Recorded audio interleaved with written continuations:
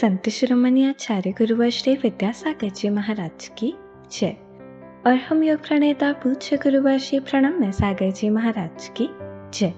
ओम अरहम नमः। शंका समाधान सत्र में आप सभी का स्वागत है। आज पूज्य श्री के द्वारा आपकी की गई शंकाओं का समाधान किया जाएगा। यदि आप भी अपनी शंकाएं भेजना चाहते हैं तो विजिट कीजिए ttv.arham.yoga और हमारे शंका समाधान फॉर्म को फिल कीजिए। सत्र संबंधी शंकाओं का समाधान स्वयं पूज्य श्री करेंगे। इस कक्षा की सभी जानकारियां जानने के लिए आप हमारी वेबसाइट ttv.arham.yoga को विजिट कर सकते हैं। आप हमारे व्हाट्सएप ग्रुप भी ज्वाइन कर सकते हैं cut.ly/तत्वार्थ पर। इस कार्यक्रम के प्रसारण में पुण्यार्चक बनकर आप धर्म प्रभावना कर सकते हैं और पुण्यार्जन भी कर सकते हैं। आप टीम अरहम को 9810436940 पर संपर्क कर सकते हैं। तो चलिए अपने सत्र की शुरुआत करते हैं पूज्य श्री के द्वारा अरहम ध्यान योग के माध्यम से। सीधे बैठ जाइए। आसन सुखासन, अर्ध पद्मासन या पद्मासन हो। गर्दन सीधी, कमर सीधी। सीधे बैठें। गहरी लंबी श्वास लेकर आंखें बंद करें। केवल एक बार श्वास गहरी लंबी लें। कोई श्वास को फेंकने का काम ना करें। शांति से पूरे शरीर को अपने भीतरी मन से देखते हुए अपने पूरे शरीर में फैली हुई अपनी आत्मा को महसूस करें। उस आत्मा से बंधे हुए कर्मों को महसूस करें।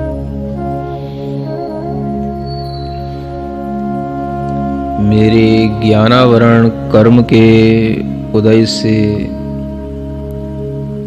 मेरी आत्मा में पूर्ण ज्ञान का फल नहीं मिल रहा है। मेरे पास शास्त्रों का पूर्ण ज्ञान नहीं, माने श्रुत ज्ञान मेरे पास पूर्ण नहीं है। श्रुत ज्ञानावरण कर्म का भार मेरी आत्मा पर है।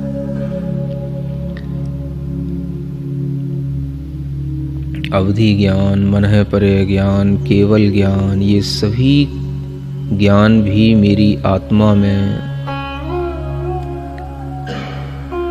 दबे पड़े हैं, बंधे पड़े हैं इन ज्ञानावरणी कर्मों के कारण से। मतिक ज्ञान भी थोड़ा सा है। जैसा मेरे साथ है वैसा ही संसार के इस भरत क्षेत्र में दिखने वाले सभी जीवों में महसूस हो रहा है। संसार की सभी आत्माएं इन पांचों ही प्रकार के ज्ञानावरण कर्मों के भार से बंधी हुई हैं।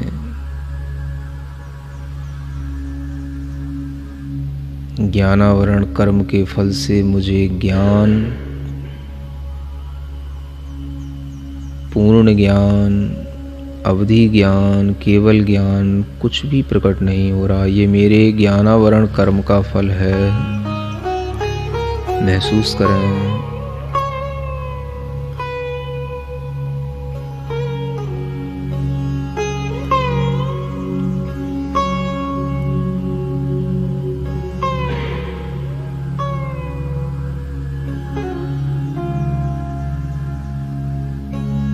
मेरे दर्शनावरण कर्म के फल से मुझे अपनी आत्मा से कुछ भी दर्शन नहीं हो रहा।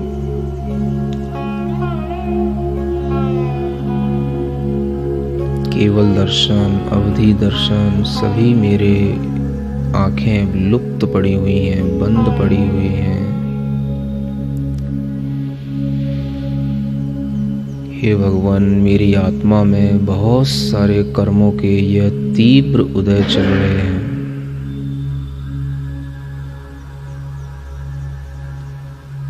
वेदनीय कर्म भी मुझे थोड़ा सा सुख देता है, दुख भी बहुत ज़्यादा है। ये सुख और दुख भी मुझे इस वेदनीय कर्म के कारण से यदा कदा मिलता रहता है।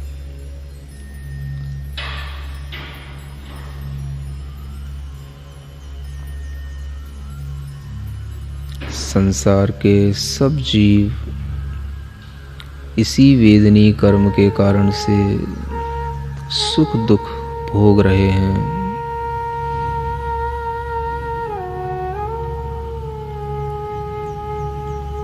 सभी जीवों में सुख दुख का मूल कारण उनके कर्मों का फल है, लेकिन यह किसी को ज्ञात नहीं।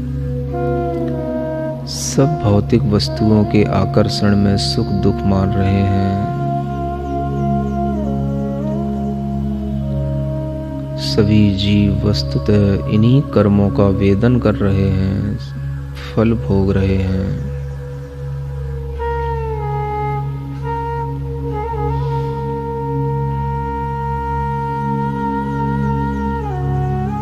इन कर्मों का फल हमारी आत्मा पर पूर्ण रूप से छाया हुआ है।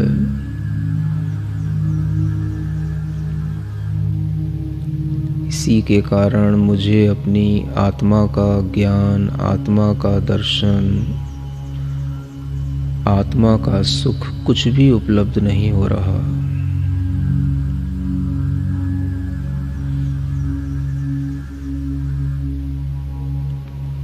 जैसे मेरी आत्मा में यह कर्मों का भार है, वैसे ही संसार की सभी आत्माओं में है। ऐसा हर एक जीव के अंतर आत्मा के कर्मों को देख करके महसूस करें।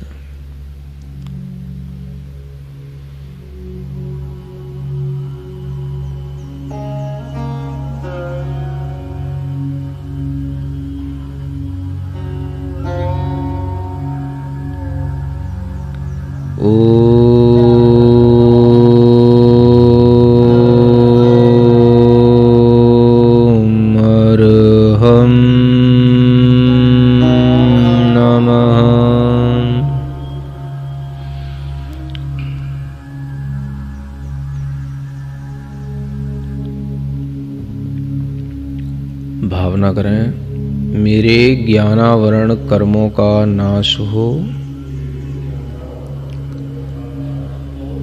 मुझे पूर्ण ज्ञान की प्राप्ति हो।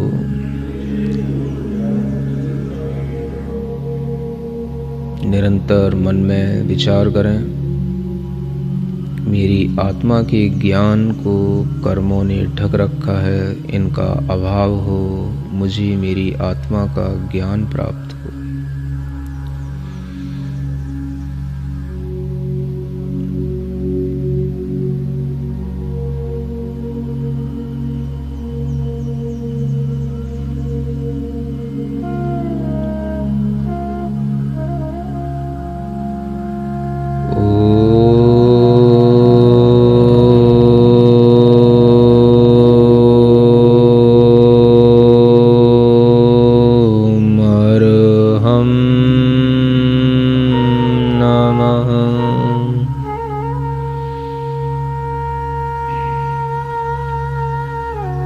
मेरी आत्मा के दर्शन को दर्शनावरणी कर्म ने ढक रखा है।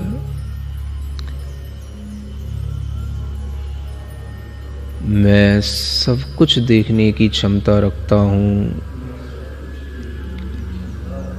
दर्शनावरणी कर्म ने मेरी शक्ति को बांध रखा है। दर्शनावरणी कर्म का फल कितना विशिष्ट है।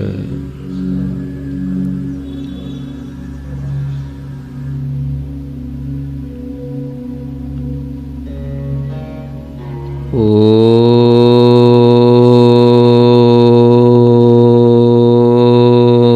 अर्हं नमः।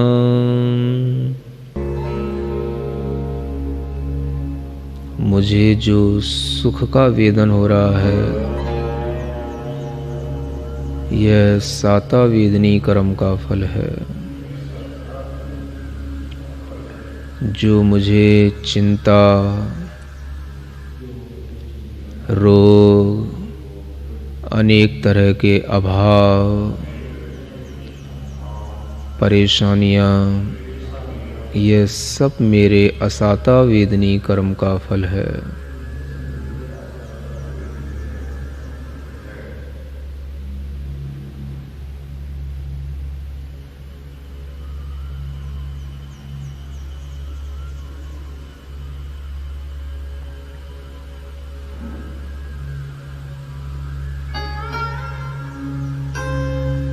इन कर्म फलों का मैं विचार कर रहा हूँ, चिंतन कर रहा हूँ। मेरी आत्मा के ऊपर अनेक इन कर्मों का भार है, जिसके कारण मैं पराधीन हूँ, परतंत्र हूँ। इस धर्म ध्यान से मैं धीमे धीमे स्वतंत्रता को प्राप्त करूँगा, कर्म बंधन से मुक्त होऊंगा।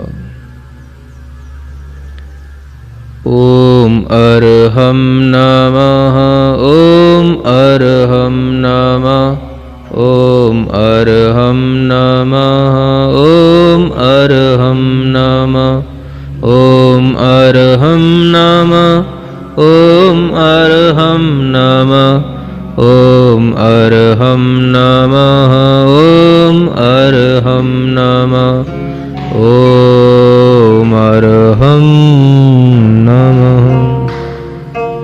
अपनी हथेलियां घिसकर आंखों पर रखें।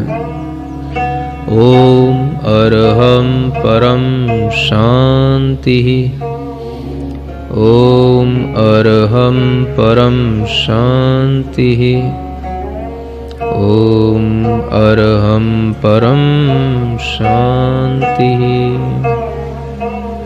इस ध्यान को पुनः सुनने के लिए आप विजिट कर सकते हैं हमारा YouTube चैनल अरहम ध्यान योग। चलिए पूज्य गुरुवर के चरणों में चलते हैं। आज की पहली जिज्ञासा तन्वी जैन, आगरा। नमोस्तु गुरुदेव। महाराष्ट्री क्लास 10 में मेरा नाम आगरा डिस्ट्रिक्ट के टॉपर स्टूडेंट्स में था। जब विभिन्न जगहों पर मेरा सम्मान हुआ तब बाहर के सभी लोग मेरी प्रशंसा कर रहे थे, परंतु मेरे परिवार के कुछ सदस्य टॉप करने पर भी कुछ ना कुछ गलत बोल रहे थे। तो मुझे ऐसा क्या करना चाहिए कि ऐसे लोगों के साथ एक घर में रहकर भी मेरे भाव ना बिगड़े? टॉप करने के बाद भी अगर घर में कोई लोग अच्छा नहीं कह रहे हैं तो उन लोगों की मानसिकता को आप अच्छे ढंग से समझ सकते हैं कि उसके पीछे क्या कारण है। वह कारण अगर घर के लोग होंगे तो प्रसन्नता के साथ ही आपके लिए, आपके साथ में होंगे, और अगर वो कारण कुछ और विद्वेष के रूप में है या किसी और ईर्ष्या के रूप में है तो भी आपको अपने लक्ष्य पर ध्यान देते रहना चाहिए। बड़े लोगों से, परिवार के लोगों से मनमुटाव न हो ऐसी कोशिश करना चाहिए। हम अपने तरह से किसी भी चीज़ को सोचते हैं, कई बार हो सकता है कि उनके मन में कोई और तरीके से कुछ सोचने की बात हो, कुछ हो, फिर भी हम ये कोशिश करें कि हमें उनके किसी भी तरीके के व्यवहार से आहत नहीं होना और अपने को अपने लक्ष्य पर आगे बढ़ते हुए आगे और भी टॉप करते जाना। टॉप करने से घबराना नहीं, ये हमारा हमेशा के लिए उद्देश्य होना चाहिए। दिशा राव का, आगरा। नमोस्तु गुरुदेव। आजकल के माता पिता अदर कास्ट मैरिज में अपने बच्चों को साथ खुशी खुशी देते हैं, क्या यह सही है और अदर कास्ट मैरिज के क्या दुष्परिणाम है?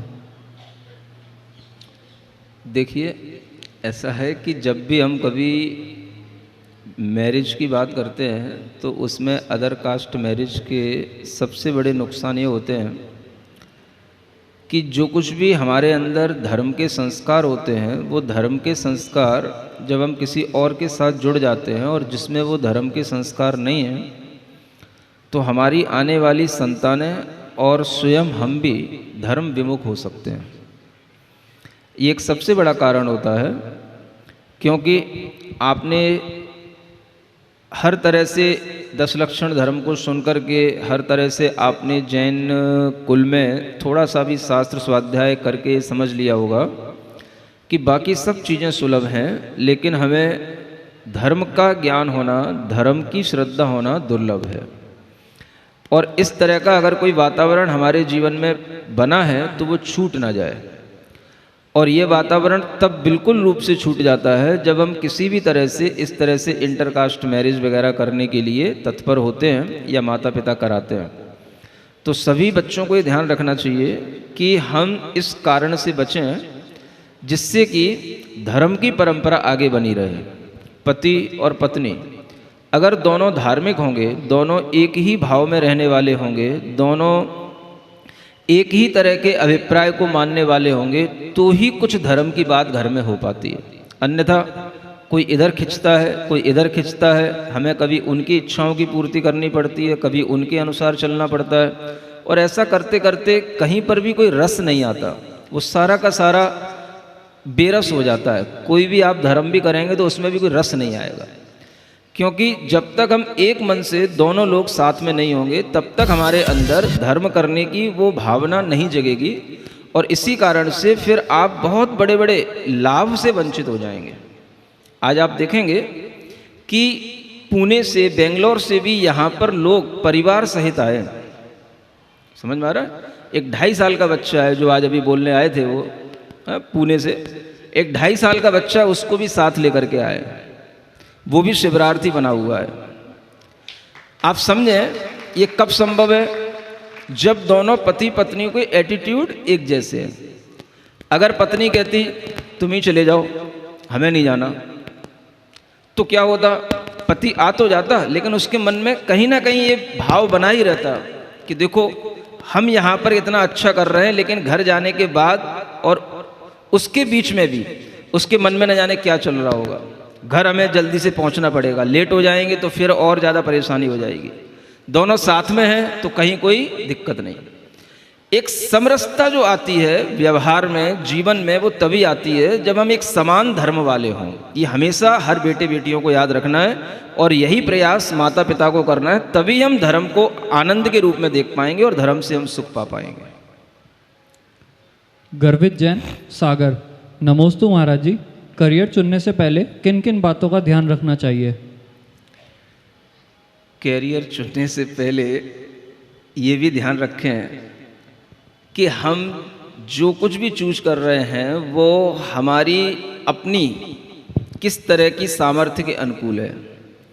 एक होती है बौद्धिक सामर्थ्य, एक होती है आर्थिक सामर्थ्य। ये 2 चीज़ें हमें देखनी पड़ती हैं।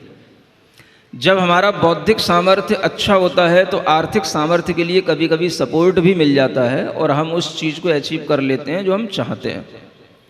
लेकिन अगर हमारे पास में आर्थिक सामर्थ्य की भारी कमी है और बौद्धिक सामर्थ्य की भी कमी है, तो हम अगर कोई अच्छे बड़े बड़े कोई लक्ष्य बना भी लेंगे, किसी भी तरीके का कोई कैरियर चूज कर भी लेंगे और हम उस तक नहीं पहुंचेंगे, तो हम दोनों तरह से परेशान होंगे। जीवन में ये ध्यान रखें कि हम जितनी भी अपने अंदर शक्ति लेकर के आए हैं, उस शक्ति के अनुसार हमें जीने के लिए परिवेश मिलता है। उस शक्ति के अनुसार हमारे लिए कर्म ही हमें हमारा सहारा देते हैं और हमें सहयोगी मिलते हैं। लेकिन अगर हम शक्ति से ज़्यादा कुछ अपनी इच्छाएं बढ़ा लेते हैं तो हम परेशान होते हैं और हमारे आसपास के लोग भी परेशान होने लग जाते हैं। तो कैरियर को चूज करने के लिए आप अपनी बौद्धिक सामर्थ्य देखें। पहली बात कि आप कितने अपने आप को किस चीज़ में कितना इंटेलिजेंट समझते हैं, आप किस तरह की स्ट्रीम को चूज करके आप कौन सा कैरियर आगे बना सकते हैं।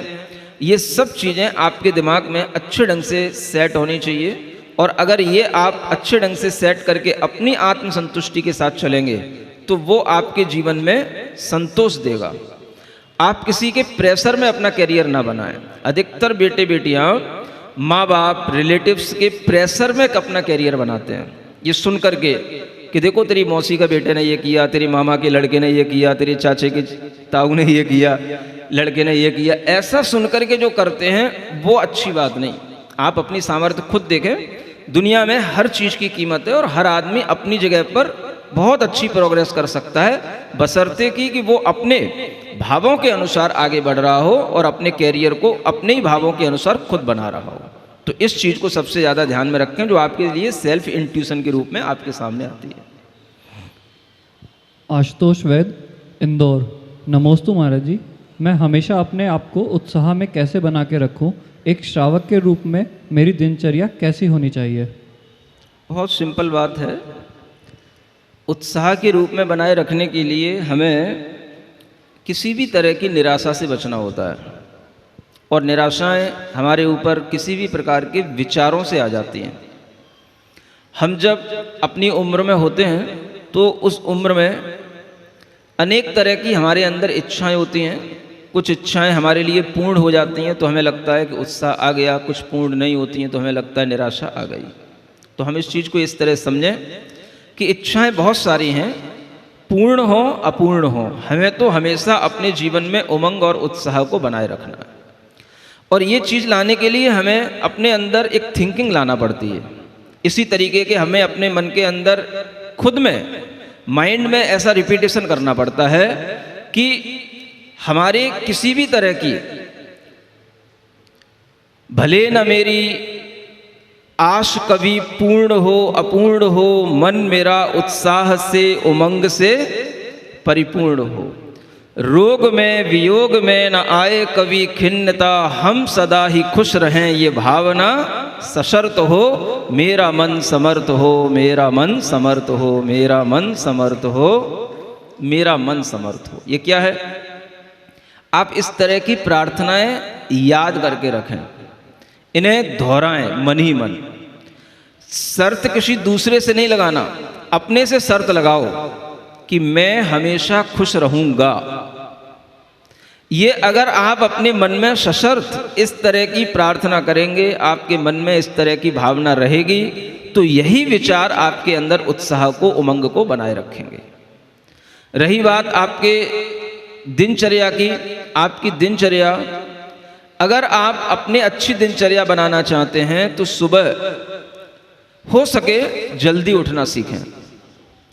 और वो तभी संभव है जब आप रात को जल्दी सोएंगे। तो रात को जल्दी सोना सीखें। रात में नींद लेने का समय होता है, नींद के समय पर पूरी नींद लें। दिन में सोने की बिल्कुल चेष्टा ना करें। दिन में सोना स्वास्थ्य के लिए भी नुकसानदेह होता है और बुद्धि और लक्ष्मी के लिए भी पलायन करने का समय होता है। जो लोग दिन में सोते हैं उनकी बुद्धि भी भागती है और लक्ष्मी भी घर से भागती है। समझ में आ रहा है? तो अपनी दिनचर्या यहाँ से शुरू करें, दिन से शुरू करें दिनचर्या। जब आपका दिन आधा गुजर जाएगा तब आप क्या दिनचर्या शुरू करेंगे? जहाँ दिन की शुरुआत होती है वहाँ से चर्या शुरू की जाती है। तो जल्दी उठना सीखें। पहली बात, जब आप जल्दी उठेंगे आपके लिए पर्याप्त समय मिलेगा धर्म करने के लिए भी और अपना घर का काम करने के लिए भी, अपना व्यापार करने के लिए भी, सब करने के लिए। और आपकी दिनचर्या अपने आप सेट हो जाएगी। बस आप जल्दी उठने की अपने अंदर एक अच्छी आदत डालें और फिर आप देखें कि आपने खुद अपने नियम जिस तरह से बनाए होंगे वो सब आपके पलेंगे और आपके लिए अच्छे श्रावक की चर्या अपने आप बन जाएगी। ऐसा करने की कोशिश करें। प्रीति जैन, जयपुर से। नमोस्तु महाराज जी, जैसे जैन ग्रंथ में राम जी, सीता जी, कृष्ण जी और रावण के सभी का वर्णन है, इसी तरह जैन पुराण के अनुसार गणेश जी का क्या महत्व है? गणेश जी का, गणेश का मतलब समझा पहले। गढ़ प्लस ईश इज इक्वल टू गणेश। शब्द कैसे बना? जो गढ़ के ईश हों, ईश माने स्वामी हों, उन्हें कहते हैं गणेश, है ना। गढ़ कहते हैं समूह को। अगर हम समझें तो गणेश का मतलब होता है समूह, और हमारे यहाँ गणधर परमेष्ठी को गणेश कहा जाता है। किसको? हाँ, भगवान का समोसरण होता है, 12 सभाएं लगती हैं, वो 12 गण कहलाते हैं। और उन सभी सभाओं के मुख्य ईश्वर भगवान तीर्थंकर होते हैं। लेकिन उनके बाद अगर कोई है पूरी सभा को संचालित करने वाला तो वह गणधर परमेष्ठी होते हैं, उन्हीं को गणेश कहा जाता है। अपने पुराणों के अनुसार गणेश का मतलब है गणधर परमेष्ठी, और हमें उन्हीं की आराधना करना चाहिए। मोहित जैन, दिल्ली। नमोस्तु महाराज जी। विवाह से पहले अपने जीवन साथी चुनने में किन बातों का ध्यान रखना चाहिए और विवाह कैसे करना चाहिए, कृपया मार्गदर्शन दें। विवाह से पहले जीवन साथी चुनने के लिए किन बातों का ध्यान रखना चाहिए? किन बातों का ध्यान रखना चाहिए, इसके लिए बहुत अच्छी बात यह है, ध्यान ये रखें, पहली बात कि आपकी उम्र क्या है और जिससे विवाह किया जा रहा है उसकी उम्र क्या है। एक बहुत बड़ा मैटर होता है, ये भी एक इशू बनता है, समझ में आ रहा है? उम्र बराबर की हो तो चल जाती है, अगर आप लड़के हैं तो लड़की की उम्र छोटी चल जाएगी, लेकिन बड़ी होगी तो सेटिंग ठीक नहीं बैठेगी, पहली बात। दूसरी बात, आप ये भी देखें कि आपका प्रोफेशन क्या है और उसका इंटरेस्ट क्या है जिससे हम विवाह करने जा रहे हैं। प्रश्न किसने पूछा, लड़की ने कि लड़के ने? मोहित जैन, दिल्ली। अच्छा तो जिससे आपको विवाह करना है, आप ये भी देखें कि वह किस तरह का इंटरेस्ट रखती है और वह इंटरेस्ट आपके लायक है कि नहीं। अगर उसका इंटरेस्ट कोई ऐसा है कि मान लो वो कुछ धार्मिक है लेकिन आप बहुत ज़्यादा धार्मिक नहीं हैं, तो क्या आप उसकी धार्मिकता को प्रमोट करेंगे या उसकी धार्मिकता को लेकर के उसको हमेशा लेग पुलिंग करते रहेंगे? ये आपको अपने मन में पहले सब विचार ले आना है, सब चीज़ें अपने मन में सोच लेना है। और तीसरी चीज़ होती है, हम जब भी संबंध बनाएं अपने बराबर वालों से बनाएं, न बहुत छोटा होना चाहिए न बहुत बड़ा होना चाहिए। कभी कभी लड़के इस चक्कर में भी संबंध बना लेते हैं कि लड़की बहुत अमीर घराने की है, समझ आ रहा है? तो कभी भी हमारे मन में इस तरह के छल नहीं होने चाहिए, धन आदि को लेकर के लालच नहीं होना चाहिए। अगर किसी भी तरीके का स्वार्थ होगा, वो सारे के सारे स्वार्थ 1 महीने के अंदर आपके आफ्टर मैरिज सामने आ जाएंगे, और जब वो सामने आएंगे तो बस फिर वहीं पर संबंधों में दरारें पड़ना शुरू हो जाएंगी। तो किसी भी तरह के स्वार्थ के बिना हम संबंध वो बनाएं जो हमारे लिए, हमारे अभिप्राय में है, और हम जैसा चाहते हैं वैसा अगर हमें सामने दिख रहा है तो हम संबंध बनाने की कोशिश करें, और इस तरह के संबंध ही आगे बढ़ते हैं, लंबे समय तक चलते हैं। अगर कुछ भी डिसबैलेंस ज़्यादा होता है, जो ये हमने 3 बातें बताई हैं इन चीज़ों को लेकर के, तो वो संबंध फिर आगे बहुत लंबे समय तक चल नहीं पाते हैं, है ना? अब विवाह कैसे करें, इसका मतलब क्या समझूं मैं? कैसे करने का मतलब, विवाह माता पिता के आज्ञा अनुसार करें। विवाह करने से पहले और करने के बाद भी गुरुजनों का आशीर्वाद लें। विवाह चोरी छुपे न करें। विवाह सामाजिक पद्धति है, समाज के सामने करें और समाज को इन्वॉल्व करके करें। इससे ज़्यादा आपके लिए और कुछ कहना मैं उचित नहीं समझता हूँ। समझ में आ गया ना सबको? ठीक है। अक्षिता जैन, प्रेमपुरी, मुजफ्फरनगर। नमोस्तु गुरुदेव। आपने अभी कुछ दिन पहले एक शंका में सीए के बारे में सीए का रिजल्ट आया था, उसके बारे में बताया। आपने बताया कि खुश दिल रहना सीखे, तो वो खुश दिल कैसे रहें? देखिए, एक कोटेशन याद रखिए, there is no way to happiness, happiness is the only way. कुछ समझ आया? खुश दिल रहने के लिए कारण ढूंढते फिरोगे तो कभी भी जिंदगी में खुश नहीं रह पाओगे। खुश दिल किसी कारणों से नहीं रहा जाता। खुश एक मेंटलिटी होती है जो बिना किसी बाहरी कारण के भी हमारे अंदर होती है। हम अगर उस कारण को ही लेकर के खुश होने की कोशिश करेंगे तो हम हमेशा परेशान रहेंगे, जब तक वो चीज़ हमें मिलेगी नहीं। और इतना लंबा समय अगर हम दुख में बिताएंगे तो वो चीज़ हमसे दूर भागेगी, वो हम परछाई की तरह उसके पीछे दौड़ेंगे। जीवन में हम खुशी के लिए तरस जाएंगे। इसलिए ये बात याद रखें कि खुशी को हम किसी कारण से न जोड़ें। खुशी हमारा जीने का हमारा एक अंदाज है। खुश दिल रह करके जीना हमारी नियति है, ये हमारा अपना जीने का एक अंदाज है। और बाहर जो कुछ भी हो रहा है, सीए में हम पास हुए कि नहीं, हमारी मैरिज हुई कि नहीं, हमारी जॉब लगी कि नहीं, ये सब बाहरी चीज़ें हैं। ये सब उस खुशी को बढ़ाने के लिए हमारे लिए सहयोगी बन सकते हैं। बन गए तो ठीक, नहीं बने तो भी हम तो खुश हैं ही हैं। अगर आपके दिमाग में इस तरीके का निर्णय होगा तो आप हमेशा खुश दिल बने रहेंगे। ये बात हमेशा याद रखें। शाह सूरत से, नमोस्तु गुरुदेव, मुझे शादी करने का मन नहीं हो रहा, घर वाले रिश्ता ढूंढ रहे हैं, पर मैंने कुछ नियम लिए हैं, इसलिए ऐसा घर नहीं मिल रहा, क्या करूं, समाधान कीजिए। नियम कौन से लिए? नियम नहीं लिखे। अच्छा, जैसा घर चाहिए वैसा कुछ अपने मन में सोच रखा हो, कोई बात नहीं। आपसे एक बार कहा था, if you want you wait and not compromise, that is success. If you want you compromise, that is life. आपके सामने दोनों ऑप्शन है। आपके सामने आपकी लाइफ भी है, आपकी सक्सेस भी है।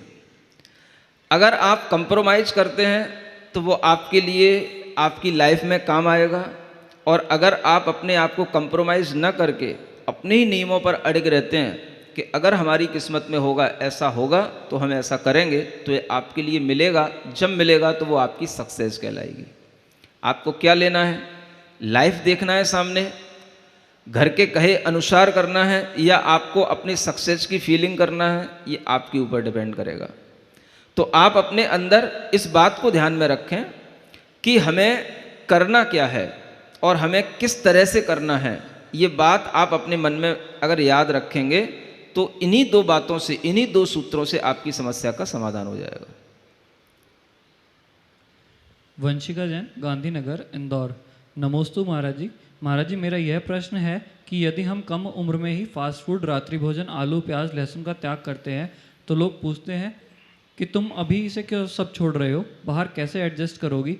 तो महाराज जी, ऐसे में क्या रिस्पॉन्स देना चाहिए? ऐसी बातें अक्सर सुनने में आती हैं और ये बच्चों के साथ भी समस्याएं होती हैं। लेकिन मेरा बच्चों से कहना है कि यदि आपका मन करता है कि हम इन तरह की चीज़ों से बचें, तो आप दूसरे की कमेंट्स की फिक्र ना किया करें। कई बार अच्छे काम तभी करने पड़ते हैं जब हम दूसरों की चिंता ना करें। अगर आप दूसरों के ही विचारों के अनुसार काम करते रहेंगे, आप कभी कहीं के भी नहीं रहेंगे, कुछ भी नहीं कर पाएंगे। आपको अपने मन में अगर ये भाव आता है कि हम ये गलत चीज़ें नहीं खाएं, तो इससे सामने वाला हमको गलत समझ रहा है, ये उसकी गलती है। आपके अंदर इन चीज़ों को नहीं खाने से, इस तरह के अच्छे नियमों का पालन करने से जो आपके अंदर पुण्य भाव आएगा, जो आपके अंदर एक पॉजिटिविटी आएगी, आप मान के चलें कि आपको अपने आप उसी के अनुसार आगे आपको उसी तरह का घर मिलेगा, उसी तरह का रिश्ता मिलेगा। और अगर आप गलत चीज़ें करते रहेंगे तो फिर आप गलत घरों में पहुंचेंगे। इसलिए ये चिंता ना करें कि अगर मैं ऐसा करूंगी तो मुझे किसी घर में शादी को नहीं मिलेगी या किसी घर में मुझे विवाह होने के लिए नहीं मिलेगा। ये सोच अपने आपसी लोगों की बहुत गलत सोच बन गई है, और इस तरह की सोच वाले लोगों से अपने को बचा करके हमें अच्छे संस्कारों के साथ ही आगे बढ़ना चाहिए। आपने देखा होगा कि ऐसे बहुत से लोग कोरोना में निपट गए, और यही सोच लेना चाहिए कि ये भी निपट जाएंगे, लेकिन हमें अपने धर्म को नहीं निपटाना है, हमें अपने धर्म को बचा करके रखना है। ये लोग निपट के चलेगा, ये लोग हमारे लिए क्या कर लेंगे? तब भी कुछ नहीं कर पाए, अब भी कुछ नहीं कर पाएंगे, तो इनकी चिंता नहीं कीजिएगा, आप अपना धर्म कीजिएगा। आरव बज, सिंगापुर से। महाराज श्री नमोस्तु। मुझे स्कूल में बहुत सी बार किसी की बर्थडे या ओकेज़न पर कुछ चॉकलेट या कुकीज़ मिलते हैं, कुछ उनमें से नॉनवेज भी होते हैं, तो मैं मेरे नॉनवेज खाने वाले दोस्तों को दे देता हूँ। क्या ये सही है या मुझे फेंक देना चाहिए? कृपया समाधान करें। हाँ, सुबह वाला टॉपिक है कि त्याग करना चाहिए कि दान करना चाहिए, है ना। अगर आपने सुबह का प्रवचन सुना होता तो ये आंसर आपको मिल गया होता। तो कोशिश कीजिएगा कि अगर कोई चीज़ें गलत हैं तो हम उसको दूसरों को भी दे करके क्यों उसके लिए नॉनवेज खिलाने का हम उसके लिए भागी बने, है ना। अगर अपने से पॉसिबल हो तो वो चीज़ें अपनी जेब में रख लीजिएगा, कहिएगा बाद में देखा जाएगा, और बाद में जा कर के उनको कहीं पर भी हाँ फेंक दीजिएगा या किसी भी तरीके से उनको नष्ट कीजिएगा, तो वो ज़्यादा बेटर होगा, बजाय उसके कि हम अगर किसी को देते हैं तो कहीं ना कहीं वो हमारे हाथ से कोई ना कोई नॉनवेज खाने के लिए हम उसकी अनुमोदना भी कर रहे हैं, उस पाप से भी हम बच जाएंगे और कार्य से भी बच जाएंगे जो हम उसको करा रहे हैं।